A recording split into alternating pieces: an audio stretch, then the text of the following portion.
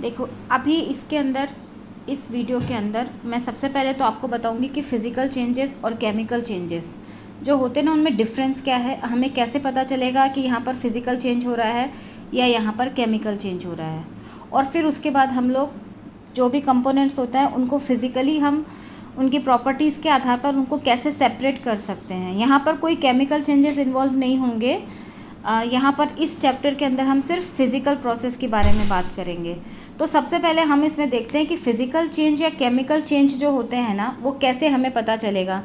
तो सबसे पहले तो क्या होता है कि जैसे फ़िज़िकल चेंज होता है ना, जैसे फ़िज़िकल चेंज में क्या होगा कि कोई भी नया सब्सटेंस जो है ना वो नहीं बनता। जैसे कि मैंने आपको बताया था कि सॉल्ट में मैंने अगर वाटर में सॉल्ट मिला दिया तो उसके अंदर कोई केमिकल चेंज नहीं हुआ, कोई नया कंपाउंड नहीं बन रहा वहाँ पर, वो जस्ट एक डिज़ोल्व है। और उसको हम इवोपरेशन मेथड के थ्रू वापस से उसको फिर से हम लोग अपना सॉल्ट और वाटर को अलग कर सकते हैं। तो इसको हम कहेंगे ये फिज़िकल चेंज है, क्योंक't यहाँ कोई नया सब्सटेंस नहीं बना।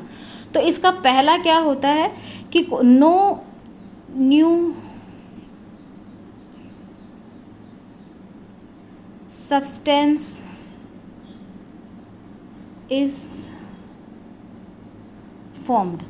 तो ये तो होता है फिजिकल में। लेकिन केमिकल चेंजेस के अंदर क्या होता है, न्यू सब्सटेंस इज फॉर्म्ड।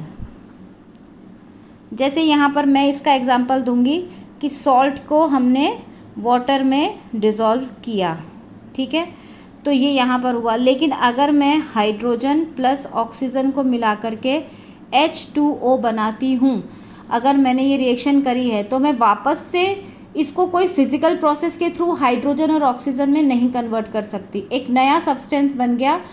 तो ये होता है केमिकल चेंजेस। तो यहाँ पर ये हुआ है केमिकल चेंज। यहाँ पर यानी एक नया सब्सटेंस अगर बन रहा है तो वो केमिकल चेंज है, अगर कोई नया सब्सटेंस नहीं बन रहा है तो वो फिज़िकल चेंज है। दूसरा क्या होता है, इसके अंदर कोई भी नो गेन और लॉस ऑफ हीट। यानी जब फिज़िकल चेंजेस होते हैं ना, तो हमें कोई यहाँ पर उस जगह पर कोई भी तरह का हीट का कोई ट्रांजैक्शन नहीं होता।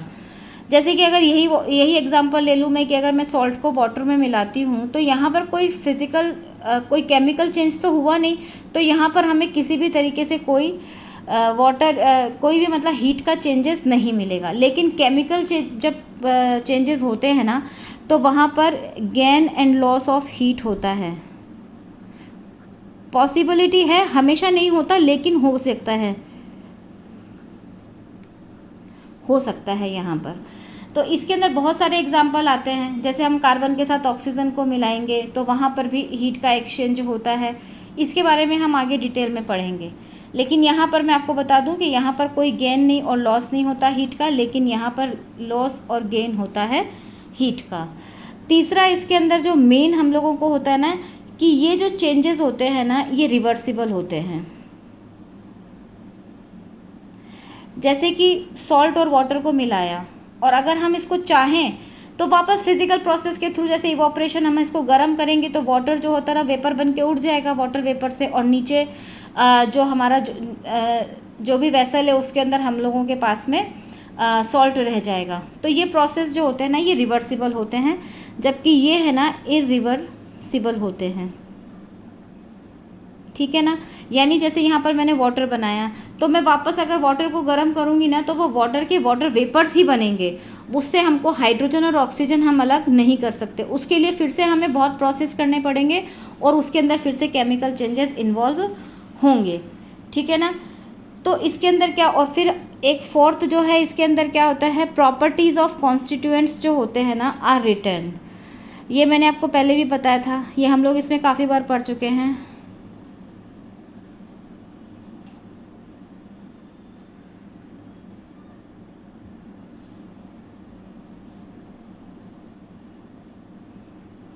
Properties of constituents are written. जबकि इसके अंदर क्या होता है कि प्रॉपर्टीज़ जो होती है ना, प्रॉपर्टीज़ विल बी चेंज्ड।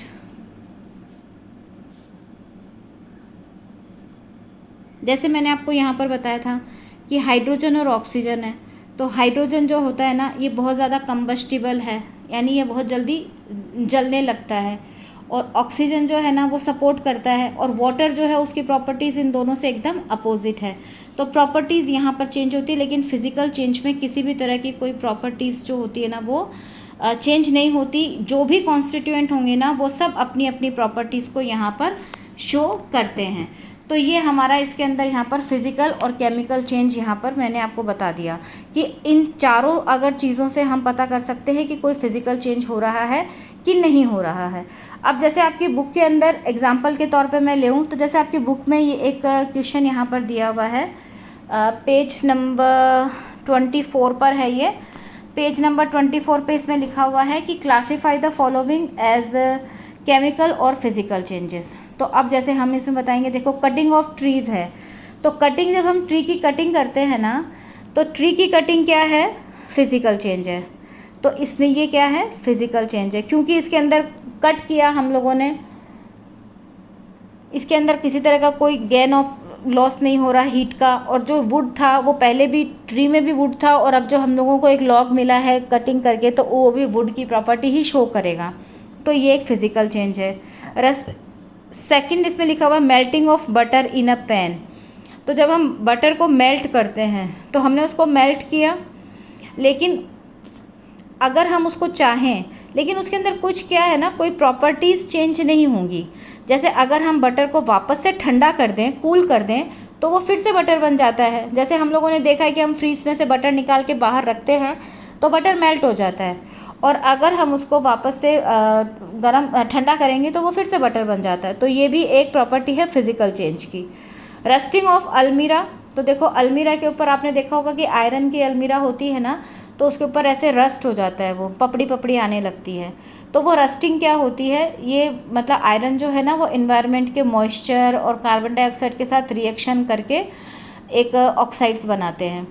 तो ये क्या हो गया कि चूँकि रिएक्शन इन्वॉल्व होती है यहाँ पर, और रस्ट को हम फिर से वापस से आयरन में चेंज नहीं कर सकते हैं सिंपल फिज़िकल प्रोसेस के थ्रू, तो यहाँ पर ये है केमिकल चेंज।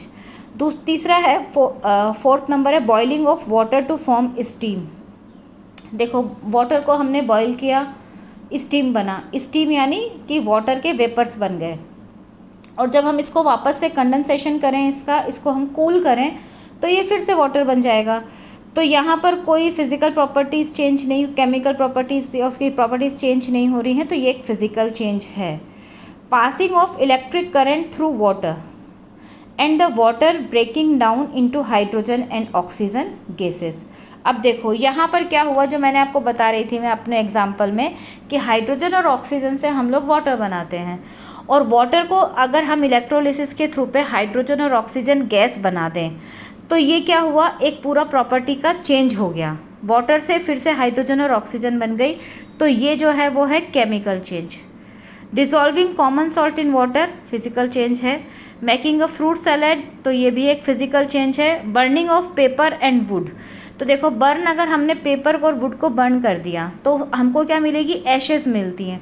उस ऐश को वापस हम कन्वर्ट नहीं कर सकते पेपर में थ्रू सिंपल फिजिकल प्रोसेस, तो ये क्या है, एक केमिकल चेंजेस है। तो इस तरह से आप इसमें अपने और भी आपको बहुत सारे एग्जांपल्स अपनी बुक में या अपने आसपास में हमें जहाँ भी दिखेंगे हम लोग इसको पता कर सकते हैं। अब हम इसके अंदर नेक्स्ट जो हम इसको टॉपिक ले रहे हैं वो है हमारा फिज़िकल प्रोसेस के थ्रू हमको कंपोनेंट्स हम कैसे अलग कर सकते हैं, एक मिक्सचर के कंपोनेंट्स को कैसे अलग करना है, वो मैं आपको नेक्स्ट वीडियो में बताती हूँ।